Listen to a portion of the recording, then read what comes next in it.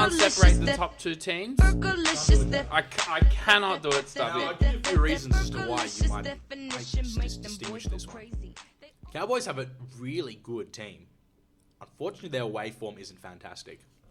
Roosters, they've covered pretty much every position pretty strongly. First 7 rounds we discussed, they might struggle a little bit without Jake Friend. But it's only saying 7 rounds. It's a tough one. I just feel like their away form needs to change, the Cowboys. They really need to change their away form massively. Well, we'll get to the Cowboys in the next one, but we're going to stick with the Roosters here. I know Steve's very excited and raring and ready to rip in and tear. He's just thrilled about the upcoming season. And the addition of Blake Fergalicious Ferguson. Dan Zeeks' best mate. As well, we've got the one, the only, Benny Kosh. I am your biggest fan. He's deep in thought tonight, people. Thank you. Good to be here. I'm glad you're here, Benny. Don't worry. I think Stubby's right about Jake Friend. It's a huge loss. It is a big loss. I reckon he's probably he was the biggest component to our team last year. He's up. Him and Pearce are our 2 most important players. Well, the story for the Roosters this season How good is Pearce going? How will the Roosters go post Anthony Minicello, long club steward, is now retired, and SBW seemingly changed the culture over the last 2 years at the Roosters. Now he's gone. And to replace them, and I use replace in inverted commas, is Blake Ferguson. Steve, are the Roosters a better team this year or not? Well, to be fair, SBW was pretty below par for the majority of last year. I think he might have had 2 or 3 games where he showed what he could do, and the rest he was a bit of just a passenger kind of thing. So, in that respect, no, I don't think it's necessarily a downgrade based on the way he played last year. I think Fergalicious, Dan Zeeks' best mate, as I've said, his ability, he could be the best centre in the game, without a doubt. He was one of the best outside backs before his hands went walkabout. I remember when he played in Origin, he totally dominated that game. I remember it was amazing. One of his last games for Canberra was against the Roosters. He scored a double at the SFS where he literally carried 8 players over the line twice. It was just phenomenal. So I think he's a really, if his head is sorted, a brilliant buy, absolutely brilliant buy. Do you reckon he realises this is his last chance, Steve? I think he knows. He'd have to know. I reckon he would as well. I mean, he's not the sharpest tool in the shed, but I think he's got a long-term girlfriend, and I think that kind of keeps him a bit more focused. Generally does. When you're getting action at home, you don't need to go looking for action elsewhere. Like, you don't need to go on the prowl with Doogs. What people forget is Fergo actually wasn't sacked by the Raiders. He just decided he didn't want to play for them anymore, and then the NRL deregistered him. Steve, let me ask you, what happened with the Roosters last year? Like, why did they start? They got minor premiers, back-to-back minor premiers, and then they sort of just stumbled in the finals. They had a cracking 30 minutes against the Cowboys, right up 30-0, and managed to hold on by 1 point, 31-30.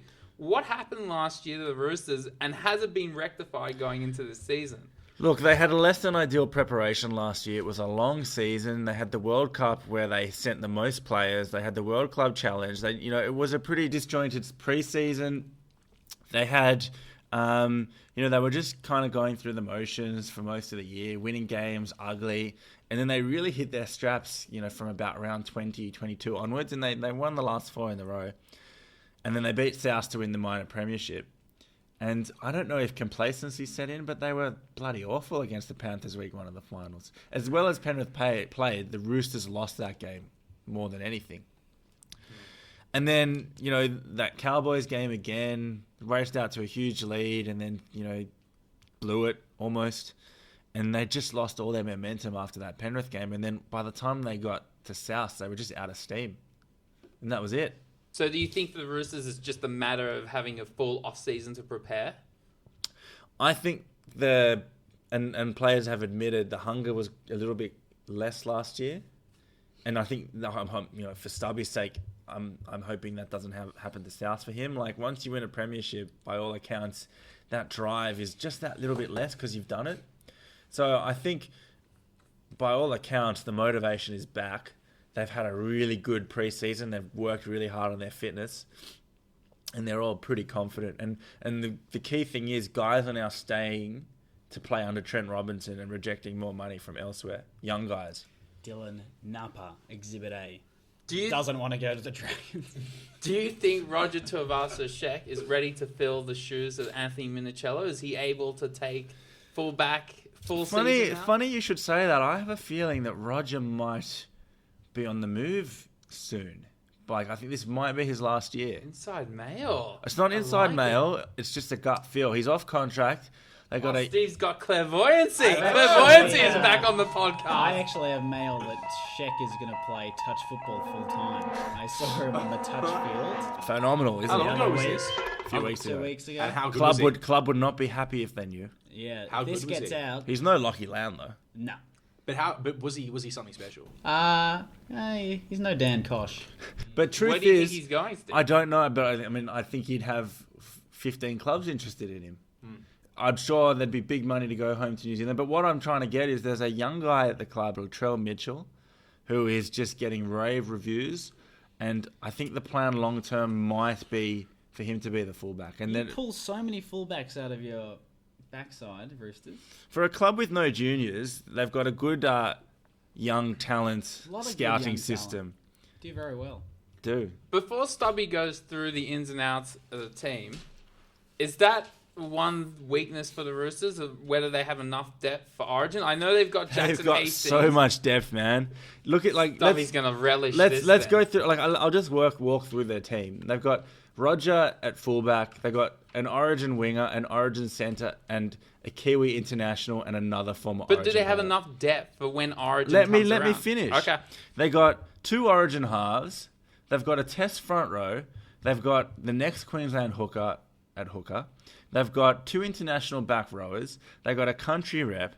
They've got young Kane Evans. They've got Dylan Napa. They've got Isaac Liu. They've got a couple of young Kiwis. They've got a lot of depth. They've got Jackson Hastings. Depth is not a worry. This is one of the few teams where, bar like maybe Mitchell Pearce and Friend, every guy in that team is almost replaceable. They got Nene McDonald in the lower grades. I mean, it's ludicrous the depth they've got. Like you said, your bench is pretty impressive. You got Dylan Napa, Isaac Liu, and Kane Evans all coming off the bench. They'd all essentially start at every other team. Talk is that Maloney's going to get another contract. It's probably in 1 max 2 years. That's talk? Okay. So talk is SKD is going to sign a new contract too, which I think the guy that they're going to lose. Skid mark. Roger, I said, is a chance. I think they're going to lose Tupu because they're just not going to be able to afford him. I have to say, there's a few players that we have sort of not mentioned. Brendan Elliott's another one. Good young He's player with rubbish. Don't rate You him. don't rate him? He's rubbish. Wow. Okay. And Willis Meehan. Willis Meehan is a freak. There we go. See, Steve-O's face is lit up then. Willis Meehan is an absolute gun. Piggy Riddell rated him. Willis a Meehan couple needs years to ago, work on his before defence, but Willis Meehan has the ability to be like a Tomalolo kind of player in first grade. And CO Takahihau. I think he's a young guy that signed from the Warriors a couple of years ago. He's apparently been very impressive. Very in the You nice. trials. guys signed Abraham Papali? Papali. Yeah, Abraham Papali too. Do you know him? I've heard of it. He knows him personally. I heard Kosh going Yeah, to we're his good latest friends. comedy show. We go to a couple You'll of play movies. touch together. Is he on your fantasy team, No, he's Cope? not. Benny's fantasy time. Benny's fantasy time. Do you have a jingle for me?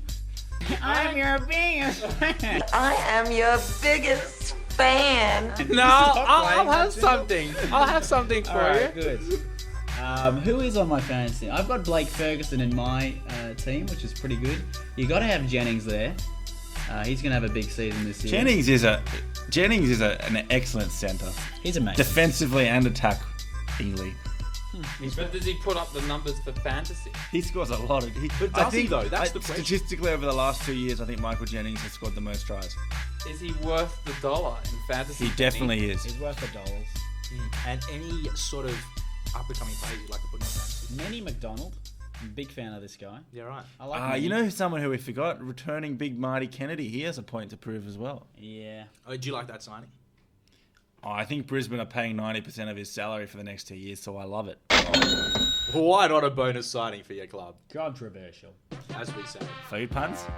Oh yeah, you know it's on. Benny, food puns. You have to go first. It's my team. Dylan Napa Pizza. What's another pizza? Like Papa Pizza. It's not very good.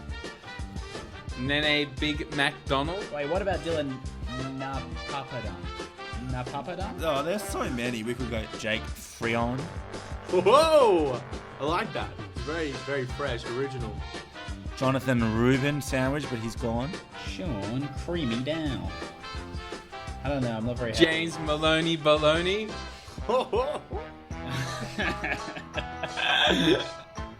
I got nothing. I got absolutely nothing. Zilch. Zilcher. I think that's about it. Nada. Yeah. On that note, we'll be back with who I think will finish tied with Roosters. Someone take his arms away from me. Salama Sony Langi. Wait. Salama Sony Langi. Salami.